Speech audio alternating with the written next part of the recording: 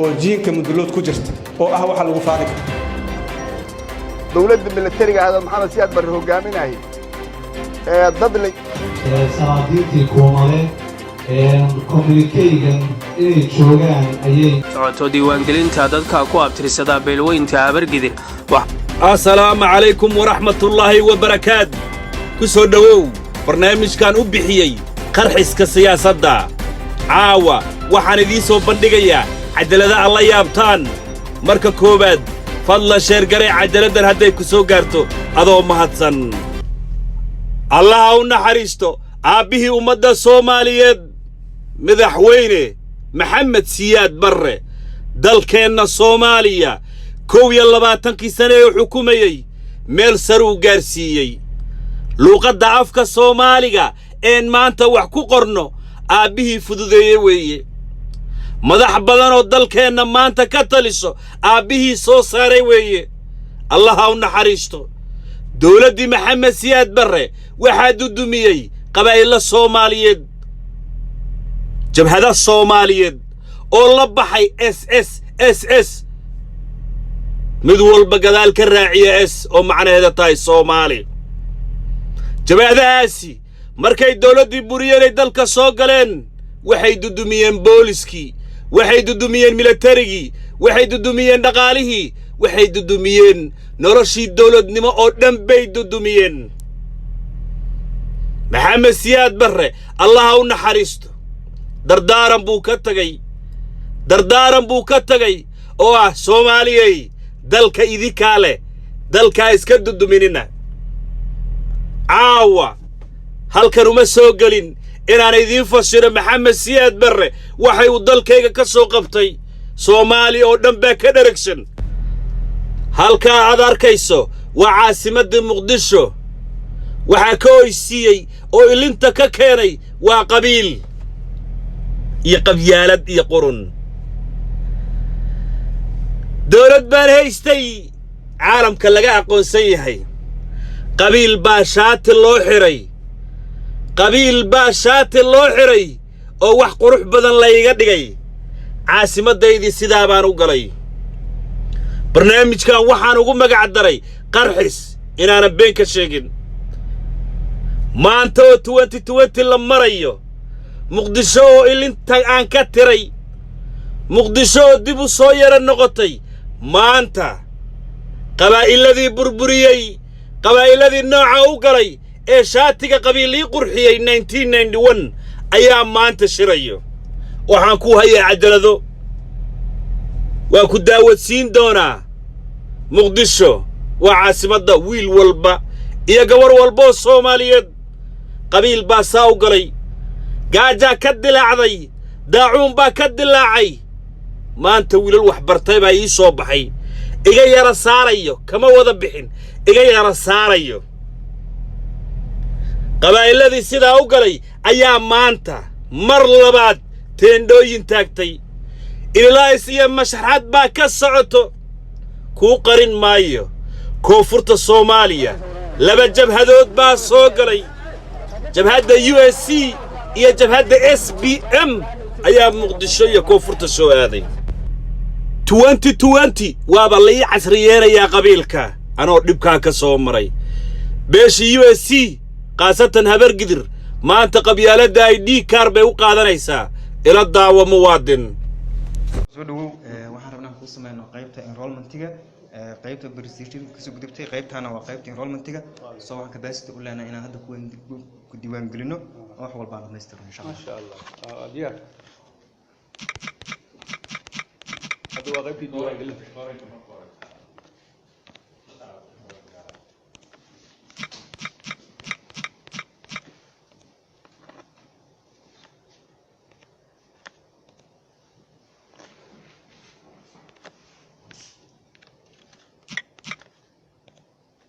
ما شاء الله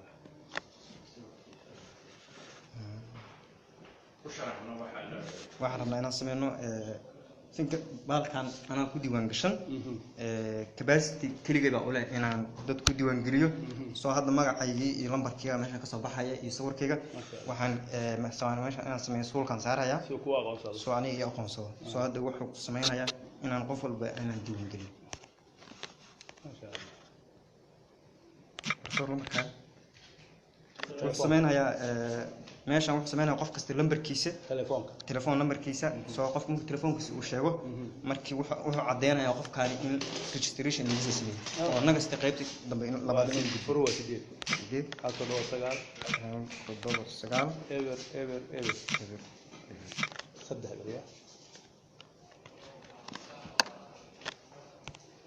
الشهر سنة كده شغال نقول كنت ماشي هو عدينا يا قف كسنة كل شيء يو سيستم كهوس ممكن لود يدعو إلى قيبي وجوسي وعدينا يا إلا قبيل كيس هو عدينا يا ده ماشي أنا كله قف كسنة كل شيء هبر قدر إنه يهاي سب كلاين كأكسي يهاي سب كلاين كأكسي يهاي هوسه بوسي عدينا سو مكس قيبته نقص تيجي ودنا أسي قداية وهبر قدر وسعد ماشين كشيء ماشي أنا أقول قرنه هبر قدر ها أنا سعد كسي تاي كفلا كسي تاي بصري أما قرنه لا سبب رياض كوسيد أقول قرنه قرنه قيبت كلام قدين أنا قصدي وعدينا ماشي قيبتان كله سول خلقا قانا يا قيبت كواد مر لبعض وحصار سمر كواد وعدينا يا فلاش وسمينا يا مر لبعض ده دنا وجد بيسا فلاش كله سمينا يا مصدح فلاش كله سمينا يا سول كلا دنا قيب عندك كلا دنا وريسا صدح يا كلا وريك ساسو كلا مرينا هذا قيبت كواد مرينا هذا عند ميري بلا بس فلاش وسمينا كقاسة كعد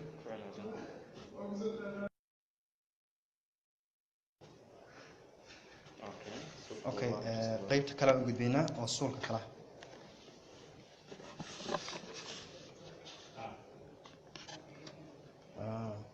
كفا مربات مرسدحة قيبت وحسوق قدري وعدينا ماشان صور بالغا قاضية قيبت كلا وعدينا يا عدنا إن باسبور أما أي دي وحمركز على هايستو إن لقى عدي إن لقى قاضي مركز صور كان قاضي ما يوكل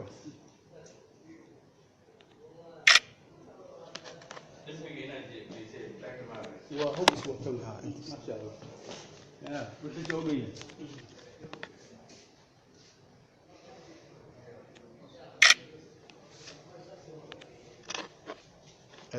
قيبت كله ماشي عن أسوق الدين بصير أي دي هذا هيس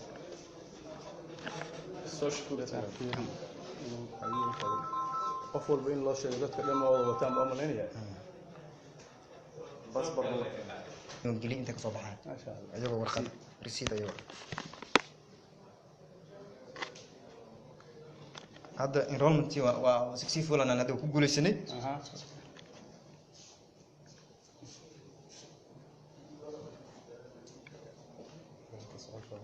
successful أنا هذا واحد ديرنا رسيد كان إنه ماشان كصباحه سيد قف كي مركان almost وديوان قشين يعني قف كربان أو عدي مركان دي عدين أجرته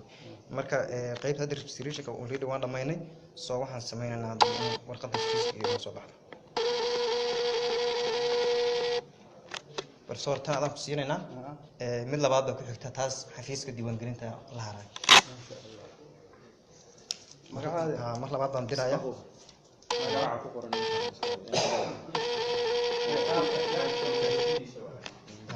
tan labaadna anaga la harayna waa kana soo meeshan hadda waxa ku qoran almost waxa ku qoran meeshan waqtiga aad date-kii iyo waqtigii ba ku qoran iyo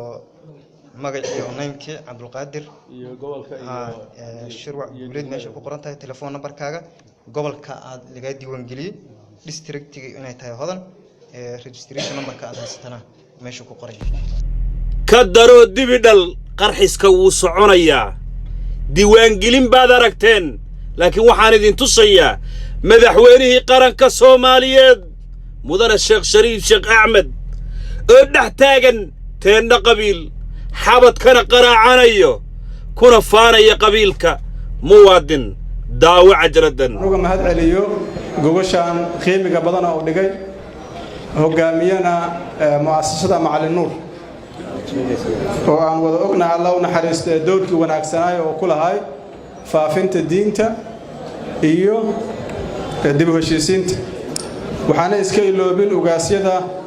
kala duwan ee beelaha Mudullood ee meesha fadhiya iskama iloobin duubabka dhammaantood qofba meesha uu ka leeyahay aayadihii lagu furfurtay waxaa ka mid ahay لا خير في كثير من نجواهم إلا من أمر بصدقة أو معروف أو إصلاح بين الناس marka anaga waxaan ka soo galeynaa aw islaaxin bayna الناس islaax wuxuu noqon karaa laba qof wuxuu noqon karaa ka badan kan marka waa beelaha Soomaaliyeed kamid ah oo soo martay dagaal la sokeeyay oo dadka ay la qabtay oo jecleysatay inay iswarsato marka waxaan rabaa inaan uga mahad celiyo guddigii dadaalka aan kala go'aleen soo galiyay walaalkay gudoomiyay hore Madaale oo soo hogaamiyay ganacsatadii ku taageertay iyo duubabka runtii soo hogaamiyay iyaguna doorkooda beeshan inkastoo aad leeyahay aqoon badan yahay laakiin waxaan ku maqli jirnay dhowr shay shayga koobaad waxa waaye dad ahlu diin shayga labaadna waxa uu ahay ahlu sadaqo shayga saddexaad waxa uu ahay dad soo dhaweyn arrimahaas la sheegaayo waxa ku jira sirta dawladnimada xoog lagu ma helo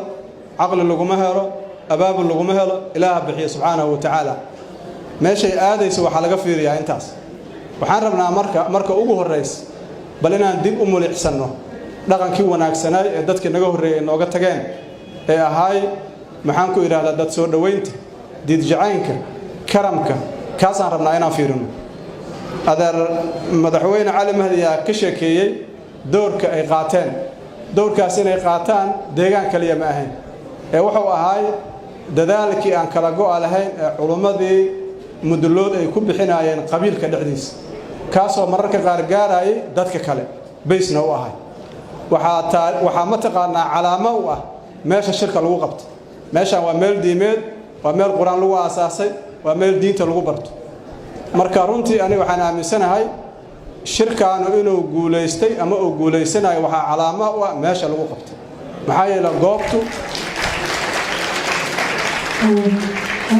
goobtu waxay cadeynaysaa dadku meesha ay u jeedaan ay ku kalsoon yihiin ani markii la sheegay oo la yiri kaftan yaran galina raali ahaado mawla macalluura lagu qabanayo waxaan isir mawla macalluur ma diin iyo la rabay maxaa laga doonay laakiin runtii mawla wuxuu u taagan yahay dadka quraan la baro kalima dadka inuu heshiisiyo u taagan yahay diinta ilaahay dadka in lagu baro u taagan yahay runtii wax fiican aadan uga mahad celiyeena ajir badan Allah ka siiyo dadka ka qayb qaata waxaan rabaa inaan iska iloobin doorka firfircoon oo ay qaateen dadka dibadda jooga qurba joogta Mudullood iyo sida ay mataqaana contribution-kooda ama xoolo ama aqli ama fikir ay u galiyeen aad ugu mahadsan iyagana intaas markii aan ka soo gudbo waxaan rabaa dalkan Mudullood xoogooda ugu badan waxay galiyeen dawladda dhexe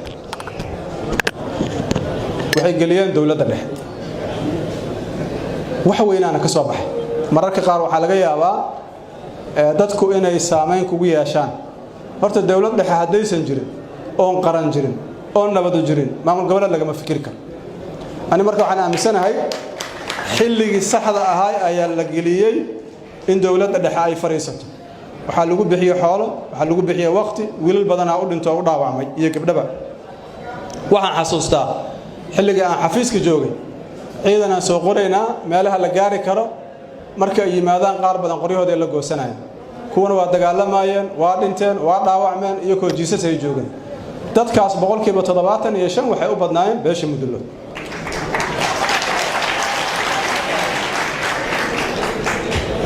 nasiib daro waxay naqatay in lagu dhibaateeyo hadda oo ay u takooran yihiin miyaa tahay Mudullood rajamaleey oo shala markii qaranka dadka laga wada baqaayay oo shabaabku meel walba joogay waa lay baahnay hadda layma baahna soo arrin khatar ma nin saraakiisha ciidamada kamida oo raggi soo hogaamiye kamida ayaa mar dhow u yimid waxa ay taliyow waxaan rabaa bal tala in ay ga siiso ciidamadan see isleedahay loo hagaajiyo xoogu yiri ciidan ka fiican ma jiro ciidanka see ku dhici karta wuxuu dhahay dad mushaar la'aan ku soo shaqeeyay oo xira aan lahayn oo qorigiisu garabka u saaran yahay oo hadduu dhintay iyo hadduu dhaawaco ma dadkiisu ay duuganayaan xagee lagu arkaya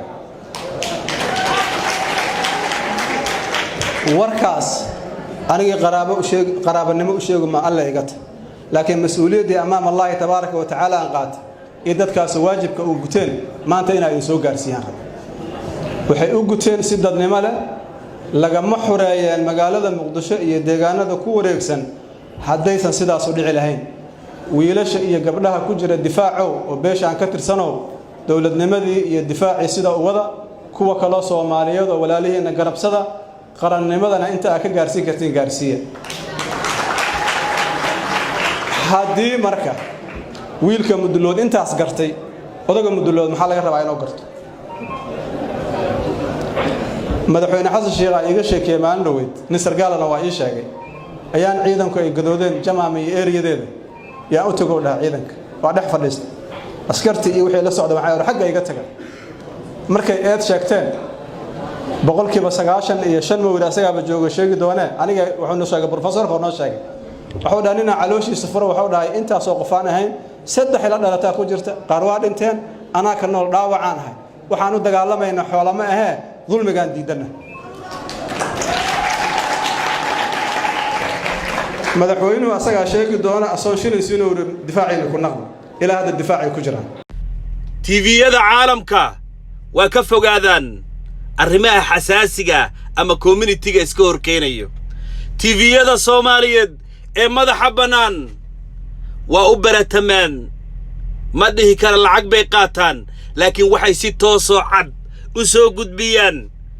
ويمد الصوماليد نيادة وقد بيان قبيل هبل ayaateen dhataagtay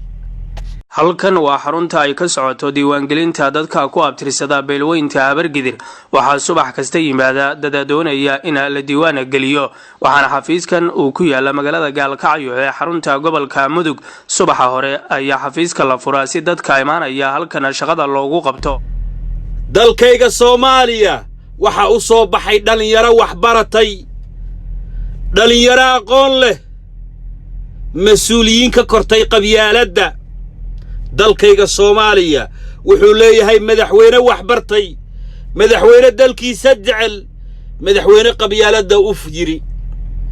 مدحوينة هيغا وحو عربية يوصو صاري دالين يرو سياسيين او قبيل والبله دالكيغا صوماليا وحا ليهي أقويهانو دعير وان كفانو oy Soomaali ku faani karto dalka Soomaaliya adaa iskale muwaadin qabiil wax inoo tari maayo ila daawo aan ku tuso SBM oxmaya ku shirtay waxaan akrinayaa communique-gii iyo war-saxaafadeedkii ka soo baxay shirkii 4 maalmood socday ee beelweynta Kuumare ay ku gorfeeyeen iyo daraasadihii xogtii oo urursan ayaan hadda akhrinayaa waxaa gadaasheeda taagan ismadii kuumado oo dhan baa gadaasheeda taagan oo maqraati ka ah salaadiintii kuumade communique-gan inay joogaan ayay maqraati fur u tahay kuumada council of elders meeting shirka wadatashiga midnimada beelweynta kuumade Jubbaland Soomaaliya wadmurtiye 9 Luulyo sanadka 2019 Kismaayo Soomaaliya waxaa magaalada Kismaayo caasimada ku-meel-gaarka ee Jubbaland ka dhacay shirweyne ay ku yeesheen beelweynta kuumade oo ku kala nool daafaha caalamka shirkaasoo bilowday 6 bishii 7 ee sanadka 2019 wuxuu socday ilaa 9 bisha 7 ee 2019 kasoo qaybgalayaasha oo kor u dhaafay 700 waxay ka kala yimaadeen USA, UK, Norway, Sweden, Denmark, Finland, Germany, Belgium, Holland, Imaaraadka, Sacuudiga, Canada, Australia, New Zealand, South Africa, Kenya, Ethiopia iyo dalka gudihiisa shirka waxaa kaloo ka soo qaybgalay ururada bulshada oo ay hormuud ka yihiin duubabka iyo hogaamada beelaha kuumada ee ku nool dowlad goboleedka Jubbaland waxayna ka mid ahaayeen ka qaybgalayaasha shirka culamaauddiinka aqoon-yahanada iyo mas-uuliyiinta sare ee dowladda. shirkan wuxuu ahaa mid ka madax bannaan maamulka dowlad goboleedka jubbaland iyo dowladda federaalka ee soomaaliya. shirka waxaa kaloo ka soo qayb galay xubnaha golaha aqalka sare ee dowladda federaalka ee soomaaliya, xubnaha wasiirada dowladda federaalka ee beesha, xildhibaanada beesha ee baarlamaanka federaalka ee soomaaliyeed, xubnaha wasiirada dowlad goboleedka jubbaland ee beesha, xubnaha baarlamaanka dowlad goboleedka jubbaland ee beesha kuumade iyo mas-uuliyiin badan oo beesha ka tirsan.